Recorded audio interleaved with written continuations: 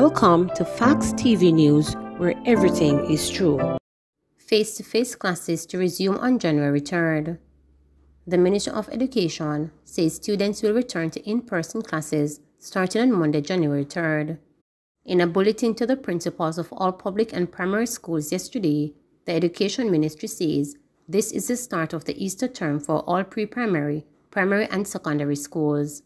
The Education Ministry says a blended approach including online classes, audiovisual classes and learning kits should still be used by schools. In addition, the Education Ministry says large primary and high schools must use the blended approach to classes. The Education Ministry says before students are allowed back in classes, the institution must pass a health inspection and be compliant with COVID-19 protocols. According to the Health Ministry, schools must also engage parents in consultation before the return of face-to-face classes. The ministry also says the health certification and a letter by the school's board indicating the length of consultation should also be submitted to the Health Ministry for review. 10-year-old among 3 murdered in central Kingston. 3 people, including a 10-year-old, were gunned down between 12:45 p.m. yesterday afternoon and 3 this morning in central Kingston. Police reports are that in the first incident at approximately 12:45 p.m. yesterday, 40-year-old Alton Reed was shot by unknown assailants in the community. Reed is from Rosemary Lane in central Kingston. The second incident occurred at about 7:30 yesterday evening. In that incident, 31-year-old shoemaker Akeem Cunningham was killed on Rum Lane.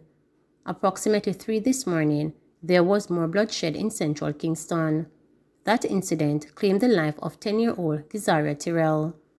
Preliminary reports from the police are that unknown assailants kicked open the door of the house where Kizaria lived and opened fire, killing the child. The Central Police Criminal Investigation Bureau is investigating the incident. Annual New Year's Eve fireworks cancelled. The Urban Development Corporation UDC has advised that there will be no staging of its signature New Year's Eve events, fireworks on the waterfront, and fireworks on the bay. The annual fireworks on the waterfront and fireworks on the bay, hosted respectively by the UDC and its subsidiary, St. Anne Development Company, had become a tradition for many families across Jamaica to usher into the new year. Over the years, in excess of 300,000 have gathered along the Kingston waterfront and Ocheras Bay Beach to witness the island's most stellar firework displays. These events have been the UDC's gift to the nation and its way of celebrating continued national development. UDC is cognizant of the physical distancing and public gathering guidelines in place for public safety and supports the government of Jamaica's effort to curb the spread of the COVID-19, the state agency said. The corporation thanks the Jamaican public, sponsors and other stakeholders who have consistently supported fireworks over the years and looks forward to the return of these well-loved events in the future.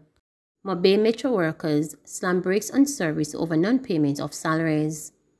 Hundreds of commuters who travel via the Montego Bay Metro bus service were left stranded yesterday morning after disgruntled drivers and conductors employed to the company called in sick yesterday, reportedly over outstanding salary and retroactive payments. Reporters made contact with several of the employees who did not wish for their names to be mentioned and was told that the government had informed them that one-half payment of $40,000, a 4% increase, and the retro salaries for April would have been paid no later than December 21, but to date, they have not been in receipt of the funds. The disgruntled workers also pointed out that full-time workers were supposed to have been paid salaries on December 21, along with fortnightly payment night staff, but up to yesterday, no information was forthcoming as to when their salaries would be paid.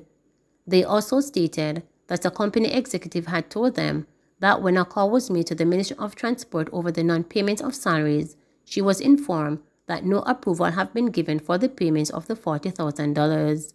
Employees said the management of Montego Bay Metro, which served routes in Hanover, St. James and Trelawney, held a meeting with them yesterday and no guarantee had been given as to when they would receive their salaries.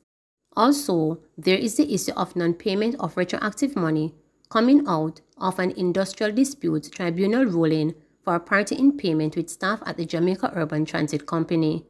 Only staff at the management level, they argued, had received their salaries.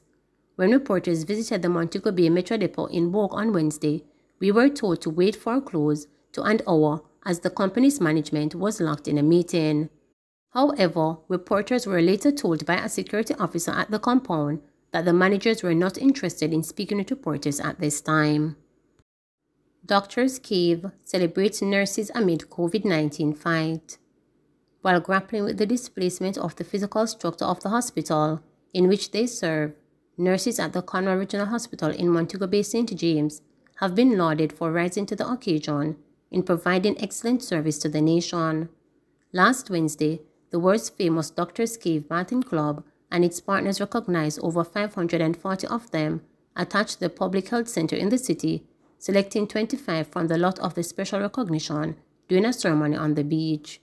This hard-working nursing team contributed significantly towards the successes we have had in the last 20 months that we have had to contend with COVID-19, Director of the Nursing of the facility, Matron Gillian Legister, reported, which included sponsors such as Rainforest Caribbean, Caribbean Producers Jamaica Limited, Fontana Pharmacy, DLE Cafe, and Pier 1. A fraction of the nurses who gave sterling contribution to the medical facility was in attendance at the event that the matron described as truly inspiring and deeply appreciated. The selected 25 nurses will receive a part of their prizes 1-year free membership to the renowned Montego Bay attraction for themselves and their families. Despite losing one of their colleagues to COVID-19, the nurses remain dedicated to the task, said Dr. Derek Harvey, Senior Medical Officer at the hospital. In fact, Harvey spoke about the threat of another wave of the virus as he encouraged the medical staff to press on as true professionals. We are deeply grateful for the expression of love because it is not just token, but it is the manner in which it is done and the expressions given, stated Harvey. Doctors' Cave's initiative is one of the number of recognitions given to healthcare workers in the city of Montego Bay since the start of December. Earlier on Wednesday, Rainforest Caribbean awarded 58 doctors and nurses at the hospital. Doctors' Cave has been one of the biggest supporters of the Ministry of Health and Wellness, said Custos Conrad Pitkin, who also spoke at the event, adding that nursing has been a profession with high standards and a strong sense of public service for many years. They are always at the forefront, fight epidemics, pandemics, and other physical discomfort, while providing high-quality and respectful treatment and care to patients. He posited that it was not often that nurses receive the type of recognition that they truly deserve. Pointing out that he was speaking on behalf of the citizens of St. James, Pitkin said he was thrilled to be part of an occasion celebrating the dedication, selflessness, compassion, and commitment as these nurses continue to serve their country. Ongoing recognition of extraordinary care brings nurses back to the roots of their career, no matter how long they have been in practice, said the St. James Custos. Sixth Form Program Wrong Approach, said Thwaites. Former Education Minister Ronald Thwaites says the government's plan to roll out a Sixth Form Pathways program among secondary schools is the wrong approach in moving to improve Jamaica's education sector. Instead, the retired Central Kingston Member of Parliament says the government should consider utilizing higher-level learning institutions such as community colleges or the Hart NSTA Trust.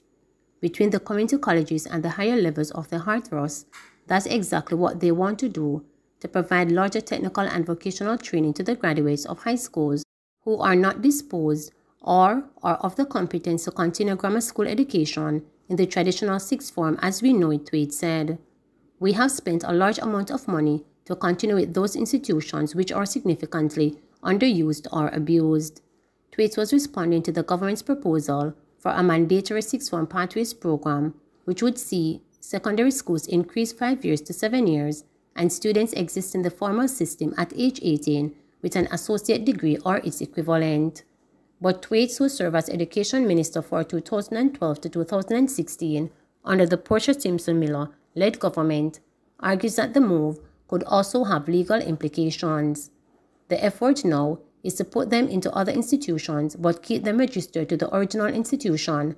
That is a legal nightmare, apart from being a logistical impossibility.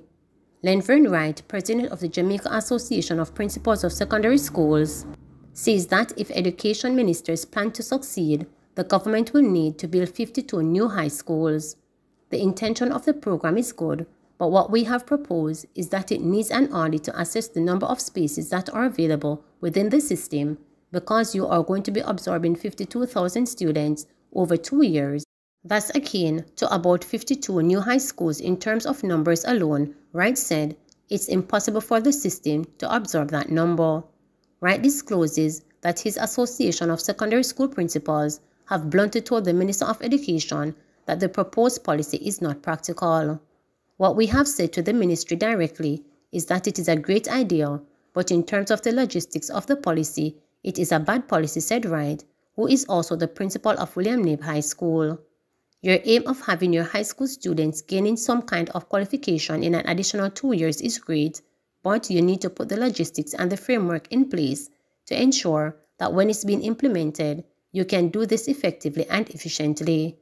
Added Wright, we have not prepared the RICET to ensure that we have the resources to place human resources in terms of teaching skills and the equipment that would be necessary to facilitate the programs. He also urges that there is an urgent need for more labs in terms of technology, home economics, and industrial arts. Please remember to subscribe, like, share, and click the notification bell for daily updates.